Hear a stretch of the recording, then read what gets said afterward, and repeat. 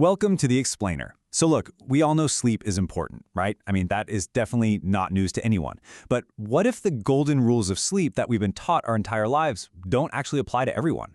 What if, and stick with me here, there's a hidden genetic wild card, like a literal biological get-out-of-jail-free card that completely rewrites the rulebook on extreme longevity? Today, we're diving into this absolutely fascinating mystery, connecting your nightly habits, hidden genetics, and a paradox that is going to completely change how you think about your time in bed. Let's start by looking at two incredibly specific numbers, 4.7 and 2.4. Now, that might sound modest at first glance, but we're essentially talking about adding nearly half a decade of extra life. According to a massive, and I mean massive study from Harvard Medical School, men can add 4.7 years to their lifespan, and women can add 2.4 years. And honestly, here is the best part. You don't need a single magic pill or some crazy expensive supplement to do this. This extra time is entirely within your reach just by fine-tuning your nightly sleep routine. So, what exactly makes up this quote-unquote perfect sleep to get those extra years? Well, the Harvard researchers nailed down 5 golden habits. First up, you hit the pillow and fall asleep instantly. Second, you sleep straight through the night, no waking up at 3 a.m. Third, you're consistently getting 7 to 8 hours. Fourth, you wake up naturally, feeling completely refreshed. And fifth, and honestly, this is a massive one, you do all of this with absolutely no sedatives or sleeping pills. Mastering these 5 things isn't just about avoiding that afternoon slump, it's literally about forging an invisible, protective, biological armor for your entire body. And when you put on that biological armor, the results are just staggering. We are talking about a 30% reduction in all-cause mortality and a 21% drop in the risk of dying from cardiovascular disease. So the real stakes here aren't just about, logging idle hours with your eyes closed. It is all about the pure, unadulterated quality of a natural sleep cycle. When you string those 5 golden habits together, you drastically drop your mortality rates across the board.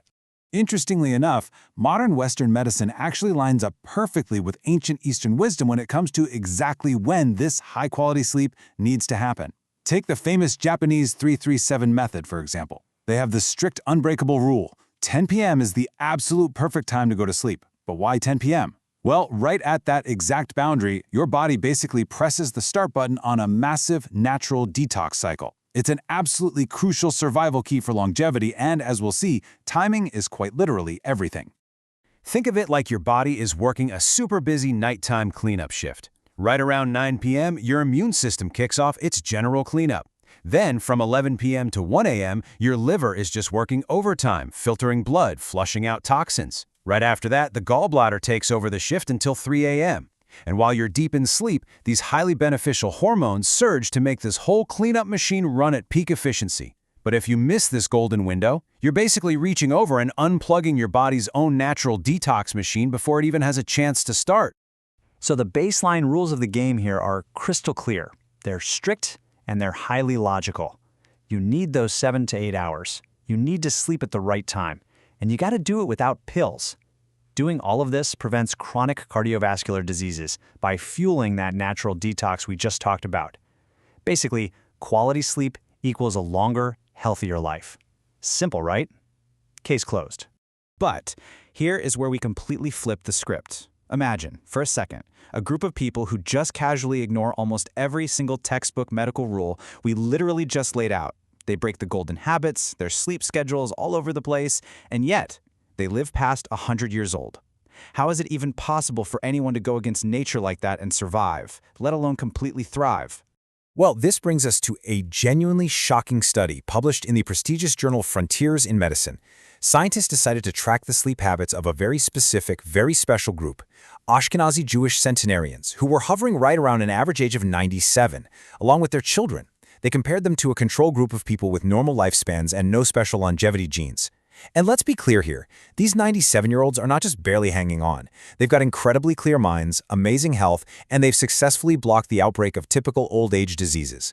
Honestly, it is almost a little annoying how they're just breaking all the rules and completely getting away with it. And here is the massive twist in the data. By age 70, over half of these superagers are actually sleeping more than 8 hours a night, and they take long, heavy naps during the day. This rate is significantly higher than the normal control group. Now, in modern sleep medicine, if an elderly person sleeps way too much or takes really heavy daytime naps, alarm bells start ringing. It is usually a massive red flag that's directly linked to disease and higher mortality. But for this super aging group, I mean, it's like they have a cheat code. When a normal person abuses daytime napping, their health takes a nosedive. We're talking insulin spikes, kidney function dropping. But when the offspring of these centenarians take those exact same heavy naps, I mean, maybe their blood sugar ticks up slightly or their growth hormones drop a tiny bit, but otherwise, nothing happens.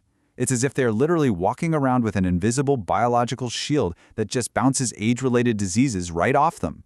And the real stakes are captured in this terrifying statistic for the rest of us. For normal people, heavy napping is definitely not harmless. They face a 2.79 times higher risk of deadly conditions compared to non-nappers. That is nearly triple the risk of high blood pressure, heart attacks, strokes, and diabetes. Yet, these centenarians and their kids, they can just nap all day long and remain completely unscathed. So, you're probably thinking, how is this fair? Well, scientists concluded that the secret to this supreme longevity is something called a recovery genotype. I know, it sounds a bit like science fiction, but it is basically a congenital biological shield. These folks were simply born with a genetic golden spoon, so to speak. This unique genetic code perfectly protects them from the terrible consequences of their own sloppy sleep habits. They are literally immune to the established rules of sleep hygiene. Is it unfair? Absolutely, but it is also scientifically fascinating. But here's the harsh reality for the vast majority of us. We do not possess this genetic superpower. So what is the actionable takeaway here for us mortals? Well, since we don't have that built-in biological shield, we have to rely on strict discipline to build our own. Following those Harvard rules isn't just optional for us, it is a survival mandate. And hey, if you do struggle to sleep naturally, you can use nutrient-rich foods as your tools. Try a banana. It provides serotonin to soothe your nerves. Pure honey helps the body relax. Almonds offer magnesium to loosen up those muscles. You can even brew some chamomile tea to drastically improve your rest quality.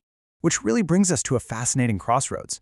We know sleep is this mysterious, incredibly powerful realm of human health, but as you look at your own habits tonight, you kind of have to wonder, is it the strict daily discipline you enforce that's going to mold a long, healthy life? Or is there a hidden genetic code deep within your cells, quietly writing the script of your longevity from the very day you were born? Definitely something to think about as you turn off the lights tonight. Thanks so much for joining me on this explainer, and I'll see you next time.